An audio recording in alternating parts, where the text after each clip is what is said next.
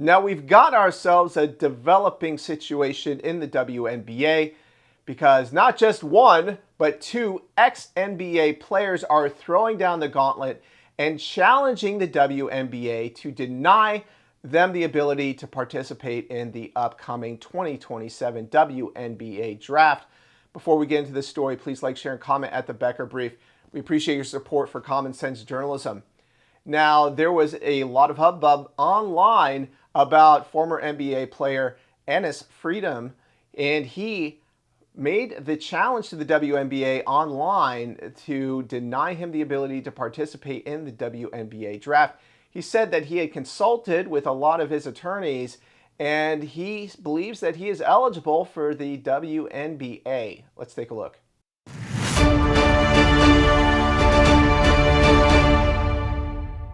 After careful consideration and reviewing the current eligibility guidelines, I am officially declaring myself a WNBA prospect. If simply declaring who you are is all that's required, then I meet every single requirement necessary to compete in the WNBA. My team and I have carefully examined the WNBA's eligibility criteria and governing framework surrounding self-identification and inclusion. Based on the current guidelines, I can and am officially declaring my eligibility for the upcoming WNBA draft in May 2027. I am definitely not here to mock, make fun of, or disrespect any community or personal choices. I am simply asking that the current rules be applied equally to everyone. The rules that represent the very values many WNBA players and coaches have publicly advocated for. My team and I are prepared to ensure these guidelines are applied equally, consistently, and without exception. And I look forward to the WNBA honoring its stated principles. See you at training camp. But a second former NBA player by the name of Royce White has also entered the challenge of trying to participate in the WNBA, and he also announced his intentions to join in the WNBA draft. Oh, earlier this week I made the announcement. I'm transgender. I'm a woman. I identify as sometimes identifying as a woman for purposes of basketball, professional basketball. So I'll be declaring for the WNBA draft in 2027 as well. I mean, I think I'd be unstoppable. But I'm a team first guy. I'm a pass first kind of player. I do the little things. I led my team in all 5 major stat categories at Iowa State University. So I do a little bit of everything. I'll do whatever the coach needs me to do. I'll do whatever the girls need me to do. Mm-hmm. All kidding aside, what is the reason for your decision to declare for the WNBA draft? No, I think it's only fair. I think it's only fair. I see other great minds, other great athlete, political minds like Enes Cantor. Great minds think alike, and it's only fair that some of us get a shot to play in the Women's Association. I think I'd be a great fit. I still have low mileage as a player. And I got the natural fair skin and the nice, thick eyelashes and whatnot.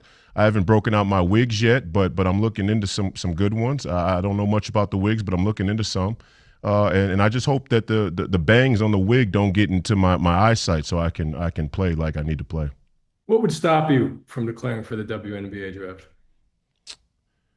I think the WNBA could come out and make a definitive statement about guys with a pair of balls playing in the Women's Association, but hey, that'd be probably too much like right. So now White said quite plainly, "I'm transgender, I'm a woman," and he identifies as a woman for the purpose of playing basketball. Now, he even joked about his potential. He said, quote, "I think I'd be unstoppable," unquote. Well, judging by the WNBA's All-Star game, that might be a real possibility because that is something that was quite astounding to watch. It looked like the skill level was something like a high school team. And that was exactly the point of Outkick founder Clay Travis when he had a $10 million offer to the Las Vegas Aces, the WNBA champions, to play against a high school state team of his choice. And that is something that has really gone unanswered because, well, the WNBA, they don't want to have another PR crisis on their hand. And now we have not just one, but two ex-NBA players who are challenging them to explain why they aren't eligible for the WNBA. If they say that they're women, who are they to judge? That's just Alinsky's book of rules right there. You make the enemy to live up to its own book of rules. And that's exactly what these players are doing. Now, both Enes Freedom and Royce White are outspoken politically. And so this is a challenge directly to the WNBA that not just has a problem for them in terms of PR, but potentially a legal problem, because if they discriminate against them, then they can bring lawsuits. And this is all being opened up right now because of their mistreatment of Sophie Cunningham. She was very outspoken about her desire to protect girls in sports against those males saying that they're girls, to come into their sports and to compete against them. Now, this has been a problem with the WNBA, which has been driven by woke activists. They released a politically charged statement that I covered at Red State. And as I said, it appears that both Enes Freedom and Royce White are declaring that the WNBA's empresses have no clothes. And unlike these woke activists, we can tell who's a biological male and a biological female. So weigh in with your thoughts about this story. We always appreciate hearing from you at the Becker Brief.